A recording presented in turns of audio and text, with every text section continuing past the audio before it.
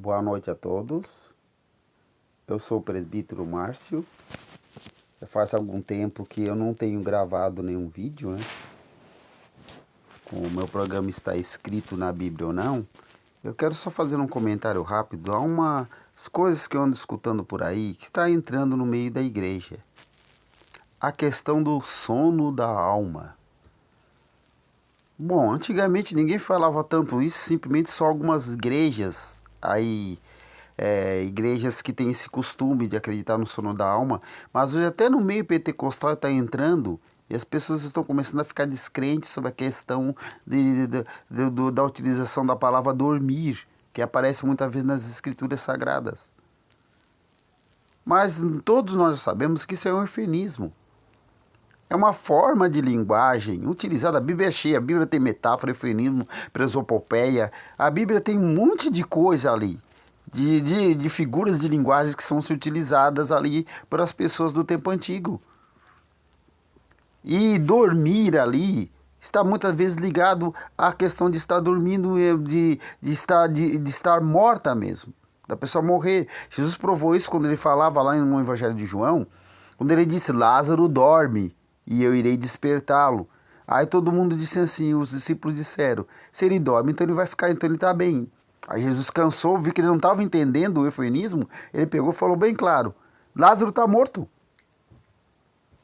Pronto. E eu louvo a Deus por não estar lá, porque o milagre será maior. Muitas vezes você escuta isso na Bíblia Sagrada, a Bíblia mesmo falando, né? Daqueles que dormem, daqueles que estão dormindo, aqueles que padecem, que dormem no Senhor. Aí tem muita gente que aí criou a ideia de que diretamente quando a pessoa morre, a alma dorme. Aí um dia eu discutindo até com o irmão, fui comentar com esse irmão sobre a questão da alma dormir, e eu comentei com ele assim, o seguinte: tá bom, quando a pessoa morre, a pessoa vai para o, segundo a nossa crença que nós temos, a pessoa vai ou vai para o inferno ou vai para o céu. O inferno temporário, não o inferno definitivo. O inferno definitivo é o lago do fogo. Mas irá para o inferno temporário ou vai para o paraíso. Porque céu diretamente, onde Deus mora, não tem ninguém, só os anjos. A pessoa vai para o paraíso. Como eu digo, céu, a gente fala céu, porque o céu é um lugar imenso, é um universo. Tão grande quanto o nosso universo. Então tem vários lugares onde a pessoa pode estar. O centro dele é a morada de Deus, que ilumina todo aquele universo. E o resto ali espalhado ali de mundos que tem em volta daquela morada são dedicados a muitas outras coisas que somente Deus sabe. Né? Nós não fomos lá, só podemos entender pela Bíblia Sagrada assim. Se ele criou o mundo espiritual e o mundo físico, é evidente que terá cada um as suas próprias características. Né? Mas voltando ao assunto dessa parte da Bíblia, aí eu fiz essa, o irmão fez a seguinte pergunta: e tu acha o quê? Se a Bíblia diz que no dia do arrebatamento o espírito, a alma tem que voltar para encontrar com o corpo, tá? Como é que a alma vai? Onde é que essa alma? Como é que a alma? Então a alma vai vir lá de cima para pegar o corpo aqui embaixo e voltar? Isso é mais complicado, você explicar que existe o sono da alma e onde é que essa alma está dormindo. O mais complicado é isso. Se existe o sono da alma, onde é que essa alma está dormindo? Porque no corpo podre é que não está. Corpo que já foi devorado por leões, corpo que os tubarões já comeram, corpo que foram queimados aí, viraram pó, cinza. A alma ali não tá. Não é verdade? É mais complicado explicar onde é que tá essas almas, porque elas não deixaram de existir, elas continuam existindo. Então, onde é que elas estão? Então, Deus tem um lugar onde ele põe um monte de alma dormindo, tanto daquele que acredita em Deus, como aquele que não acredita, aquele que tem fé em Jesus, como aquele que não tem fé em Jesus. Então, todo mundo lá, esperando o dia em que ele vem ressuscitar. Mas você aí põe um retrato ali, né, de Jesus em cima da sepultura, pegando o cara pela mão e ressuscitando, porque haverá o dia que se abrirão os sepulcros e ressuscitarão, uns para a glória eterna e outros para a glória eterna. Mas tem muita gente que foi queimada, virou cinza. Tem muita gente que foi destroçada, o animal comeu. Então, ressurreição de abrir sepulcro, gente, não é o melhor meio para explicar a cosmovisão da ressurreição. A cosmovisão da ressurreição está bem errada. E quem está ensinando isso não está sabendo ensinar corretamente. Simplesmente os sepulcros se abrirem ali, nem todo mundo teve sepulcro. Ou todo mundo tem sepulcro? Gente que morre no mar, o mar é comida por tubarão. Ele teve sepulcro? Gente que os animais comeram na selva. Ele teve sepulcro? Teve sepultura? Não teve sepultura. Ah, mas no Antigo Testamento, o judeu sempre acreditou, isso é praxe. O judeu nunca acreditou em sono de alma. Você não tem um texto bíblico confirmando isso. Ah, não, temos lá Eclesiastes, lá falando. Eclesiastes é um livro que está tratando filosoficamente das questões da vida. Quando você fala filosoficamente, quer dizer que ele aborda a questão filosófica, que ele levanta. Será que o espírito do homem vai para... Como tu pode provar que o espírito do homem vai para cima, ou o espírito do animal vai para cima ou para baixo? Você está vendo que ele está filosofando. Ele não está dando um fato cognado, um fato provável. Ele está filosofando sobre aquele assunto. E aí nós devemos tomar cuidado, porque a Bíblia tem muito disso, não é? Nós temos um versículo na Bíblia que diz assim, a qual o saduceu diz assim, Deus não ouve a pecadores. Se Deus não ouve a pecadores, como é que alguém vai aceitar Jesus? Se Deus não ouve pecadores, o pecador não consegue aceitar Jesus. Não é? Nunca vai poder aceitar, porque Deus não ouve pecadores. Então se eu clamar, Jesus me perdoe, ele não vai me ouvir. Porque ele não ouve pecador. E a Bíblia diz que não há homem que viva na terra e nunca peque. Todos nós somos considerados pecadores, uns redimidos pelo sangue de Cristo e outros que ainda não foram redimidos pelo sangue de Cristo. Mas pecadores somos todos, porque não há um homem que peque, nenhum sequer. Não há um homem que passe a sua vida sem pecar. Todos nós estamos na mesma coisa, somos pecadores. Mas por causa de Cristo alcançamos a salvação. Agora, isso não quer dizer que isso é a perfeição. E nem quer dizer que a Bíblia está distorcida. Quem falou isso aí, que Deus não ouve pecadores, foi um saduceu, não foi Jesus. Não é uma diretiva de Deus dizendo que é assim. O problema do sono da alma esbarra-se porque você vê que até o próprio Jacó, ele é bem claro ao dizer, quando ele fala do filho dele que estava morto. O filho dele, segundo a versão dos irmãos, José havia sido devorado pelos animais. Os animais comeram o José. Comeram José. Sobrou só as roupas ensanguentadas dele. O que Jacó disse? Jacó disse assim o seguinte. Chorando ele disse, eu não posso fazer mais nada. Mas um dia eu irei me encontrar com o meu filho. Quando eu morrer, eu irei ao encontro do meu filho. Se o filho dele for estraçalhado, ele ia ao encontro de quem? Hein? Encontrar com quem? Se o filho dele tá dormindo, como é que ele vai saber que ele vai encontrar com o filho dele quando ele morrer? Então ele não sabe. Ele só pode estar falando porque ele acredita numa consciência após morte. Tanto é que todos os textos bíblicos, até o livro de Jó diz, lá o servo fica livre do seu senhor. Lá o escravo se torna liberto. O Jó é um dos livros mais antigos. Ele filosofava sobre a questão do mundo dos mortos. Mas ele nunca comentou que as pessoas lá dentro estão inaptas. Salomão falou, lá não tem ciência, não tem entendimento, não tem essas coisas, não tem isso, não tem trabalho, não tem indústria. Ele está se referindo das coisas materiais que existem aqui e que não existem lá. É a visão dele do mundo físico em relação ao mundo espiritual. E também que no mundo espiritual, seu ódio, seu rancor, o seu ódio, seu rancor, sua raiva, tudo que você pensava, no mundo espiritual é o fim. Você não retorna mais para manifestar coisa nenhuma. Ele está se referindo diretamente dizendo que os mortos não podem voltar para esse mundo para manifestar nada daquilo que daqui levaram quando partiram. Mas ele também disse assim, o corpo volta para o pó e o espírito volta para Deus que o deu. Tá, mas você tem que entender o seguinte, quando ele disse essas palavras, ele está se referindo a Deus como ser ou o mundo criado por Deus. Isso também se chama a parte pelo todo. É uma figura de linguagem. A parte pelo todo, betonímia. Se bem me lembra é isso. Quando você pega uma parte para dizer o todo. Então às vezes ele está dizendo, o corpo vai para o pó, o espírito volta para o mundo espiritual de Deus. que o deu. Não estou dizendo que tem um mundo espiritual, tem almas lá em cima, lá vivendo. Mas foi algo que Deus deu. Deus que deu o espírito ao ser humano. Então retornou ao mundo que ele fez. Essas são as coisinhas que a gente tem que procurar dialogar na Bíblia para entender. Porque se o homem cai num sono após morrer, por que Jesus contou então a história do rico e do Lázaro? Ela se torna totalmente inútil. Aliás, até uma mentira. Jesus contou porque os fariseus acreditavam naquilo ali. E os saduceus não, mas os fariseus acreditavam na vida após a morte. E aí, se você for olhar outras passagens bíblicas, você vê ali no apedrejamento de Estevão.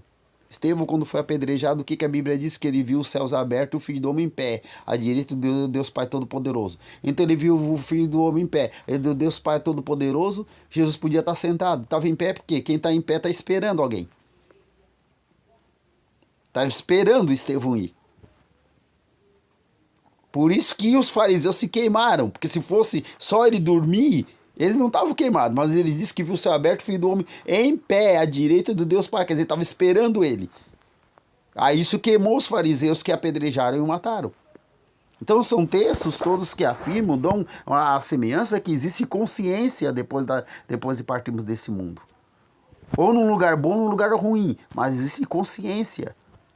A questão do sono da alma é envoltuado de versículos que as pessoas pegam e que muitos deles são apenas podemos dizer, são apenas num sentido de querer reduzir, de querer ablandar a palavra falada e que causa toda essa confusão. Pode ver aqui um versículo que causa bastante confusão. Eu vou ler um aqui. 1 Pedro, capítulo 3, versículo 18. Porque também Cristo padeceu uma vez pelos pecados, justo pelos justos, para que levar-nos a Deus. Mortificados, levar-nos a Deus. Até agora ele está falando de irmos a Deus. Mortificados na verdade, na carne, mas vivificados pelo Espírito. Vivificados pelo Espírito. Tá, até aqui a transformação do homem. No qual também foi e pregou aos espíritos em prisão. Vamos continuar o texto. Porque na Bíblia original não tem divisória de capítulos nem de versículo. O texto é corrido.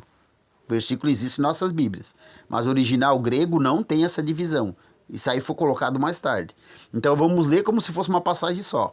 No qual também foi e pregou aos espíritos em prisão. Versículo 20. Os quais que em outro tempo foram rebeldes. Ele está dizendo que esses espíritos em prisão, os quais em outro tempo eles foram rebeldes, quanto à longanimidade de Deus esperava nos dias de Noé, enquanto se preparava a arca, no qual pouco, isto é, 8 almas se salvaram pela água. Que também, como uma verdadeira figura, agora vos salva o batismo. Mas voltando ao assunto, os quais em outro tempo foram rebeldes contra a longanimidade de Deus esperava nos dias de Noé. Está dizendo que esses espíritos em prisão, eles estavam lá no período dos dias de Noé. Aí tem de não, aquilo lá eram anjos. Já viu Deus pregar para anjo? Os anjos já são criados sabendo o que são. Quando eles pecam, eles não se arrependem. Porque já sabe, não precisa de eu fazer algo novo para mostrar para eles, porque eles já foram criados sabendo o que são. Agora aqui esse negócio de que ele desceu e pregou aos espíritos em prisões, ele está se referindo a pessoas que morreram no tempo de Noé, a qual Deus explanou a longanimidade dele, que era o período que o povo ainda não estava totalmente voltado à idolatria, mas não acreditaram em Noé para entrar na arca, tá? Eles ainda não estavam totalmente voltados à idolatria, mas não acreditaram em Noé para entrar na arca. E o que ocorreu? Cristo foi e se manifestou, porque pregar aqui não é a pregação que nós fazemos no púlpito. Pregar aqui é simplesmente que Cristo foi até eles e ele falou o que com essas pessoas? Ele anunciou, porque pregar também é anunciar. Anunciou a essas pessoas que o Salvador estava ali. Que eles deveriam ter crido. Na época de Noé, eram para ter escutado e entrado na arca. Eram para ter se voltado para lá. Simplesmente uma coisa de Deus. E aí, como fica esse texto à luz de quem diz que o sono da alma? Então, Jesus foi lá, acordou todo mundo. Dá uma olhada aqui em mim, aqui, ó, todo mundo acorda. Não fecha. Então, meu amigo, você que é crente pentecostal, eu não estou dizendo você que já vem com essa crença aí de lá, porque como eu digo uma coisa, isso não vai fazer diferença, você tem que estar preparado a hora que partir.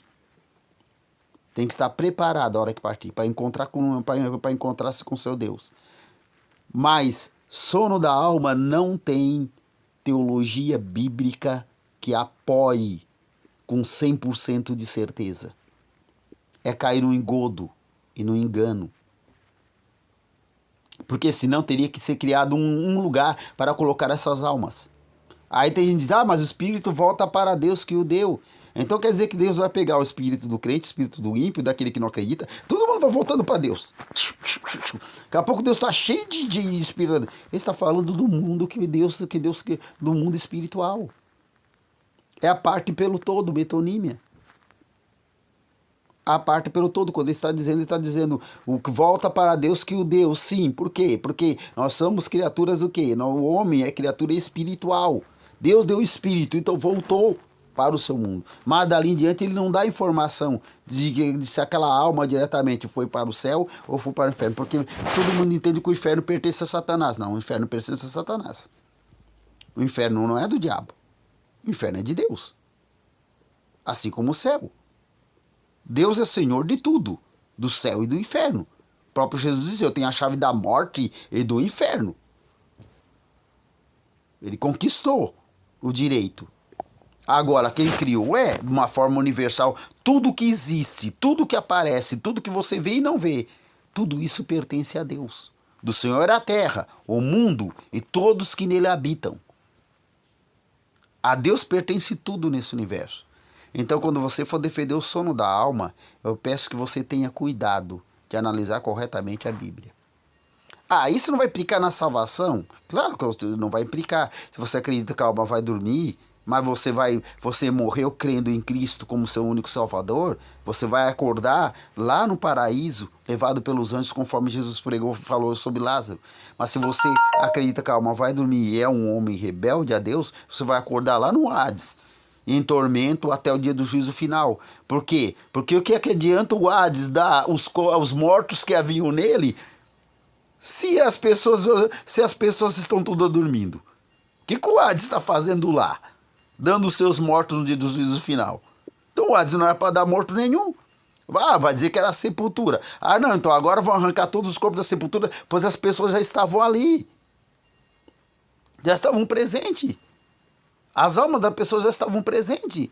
Jesus diz, uns ressuscitarão para a glória eterna e outros para a vergonha eterna. Então, quando haver a ressurreição, essas pessoas vão estar ali. De onde elas saíram, essas pessoas então? Se o Hades está entregando seus mortos, o mar está entregando seus mortos. Ele está falando de áreas espirituais.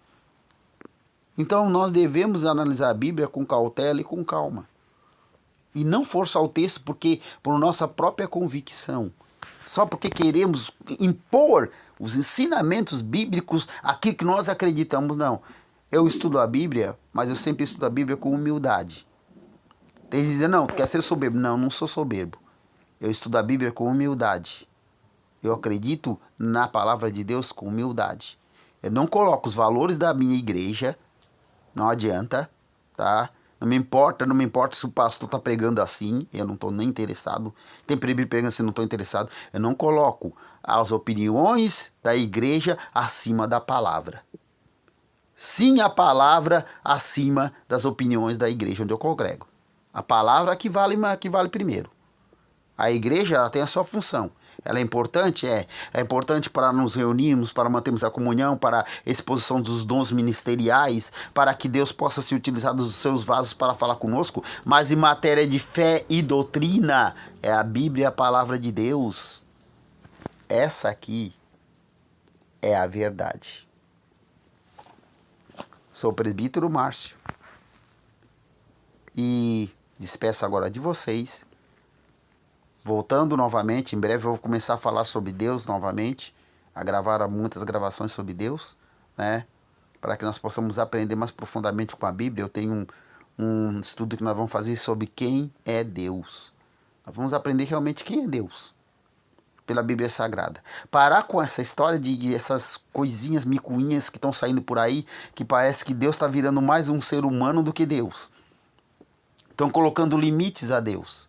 E Jesus disse aos judeus: errais, não conhecendo a Escritura. Depois ele disse: nem o poder de Deus. Primeiro, eles poderiam estudar. Agora, o poder de Deus, você só pode crer.